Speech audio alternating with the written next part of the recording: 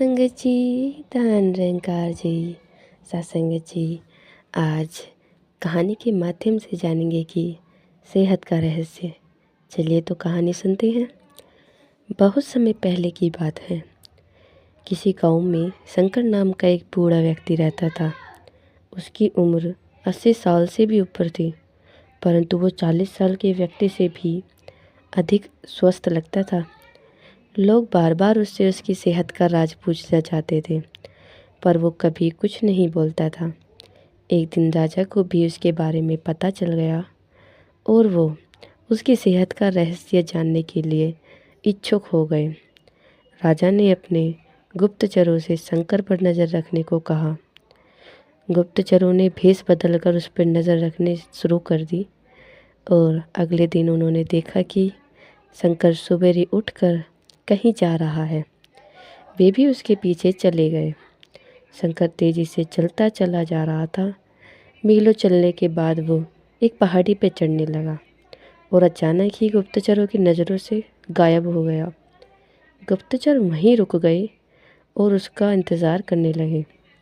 कुछ देर बाद वो लौटा तो उसने मुट्ठी में कुछ फल, छोटे छोटे फल पकड़े हुए थे और उन्हें खाता हुआ चला जा रहा था। गुप्तचरों ने अंदाज़ा लगाया कि हो न हो शंकर इन्हीं रहस्यमय फलों को खाकर इतना स्वस्थ है। अगले दिन दरबार में उन्होंने राजा को सारी कहानी बता दी। राजा ने उस पहाड़ी पर जाकर उन फलों का पता लगाने का आदेश दिया, परंतु बहुत खोजबीन करने के बाद भी कोई ऐसा असाधारण फल नहीं मिला वहाँ पर। अंततः वे थक गए। थक हार कर राजा ने शंकर को दरबार में बुलाया। राजा ने पूछा, शंकर, इस उम्र में भी तुम्हारी इतनी अच्छी सेहत है। इसे देखकर मैं बहुत प्रसन्न हूँ।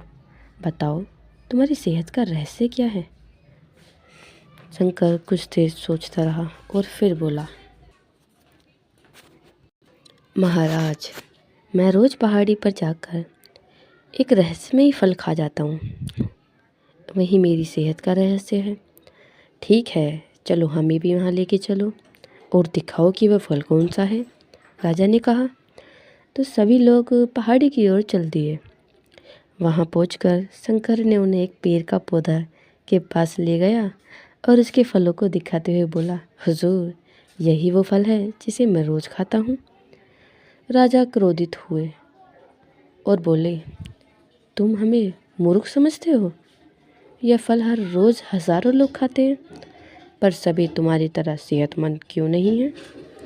शंकर शांति से बोला, महाराज, हर रोज़ हज़ारों लोग जो फल खाते हैं वो बेर का फल खाते हैं, पर मैं जो फल खाता हूँ वो सिर्फ बेर का फल नहीं होता, वो मेरी मेहनत का फल होता है। इसे खाने के लिए मैं रोज़ सवेरे 10 मील पैदल चलता हूँ, जिससे मेरे शरीर की अच्छी खासी वर्जिश हो जाती है और सुबह की स्वच्छ हवा मेरे लिए जड़ी बूटी का काम करती है।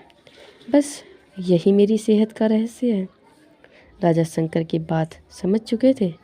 उन्होंने शंकर को स्वर्ण मुद्राएं देते हुए सम्मानित किया और अपनी प्रजा को भी शारीरिक श्रम करने की नसीहत दी। मित्रों, आज टेक्नोलॉजी ने हमारी ज़िंदगी बिल्कुल आसान बना दी है। पहले हमें छोटे बड़े सभी कामों के लिए घर से निकलना पड़ता था, परंतु आज हम इंटरनेट के माध्यम से घर बैठे बैठे ही सारे काम कर लेते हैं। ऐसे में जो थोड़े बहुत शारीरिक श्रम के मौके होते थे वो भी ख़त्म होते जा रहे हैं और इसका असर हमारी सेहत पर भी साफ देखा जा सकता है। ऐसे में ज़रूरी हो जाता है कि हम अपनी सेहत का ध्यान रखें और रोज़मर्रा के जीवन में शारीरिक श्रम को महत्व दें।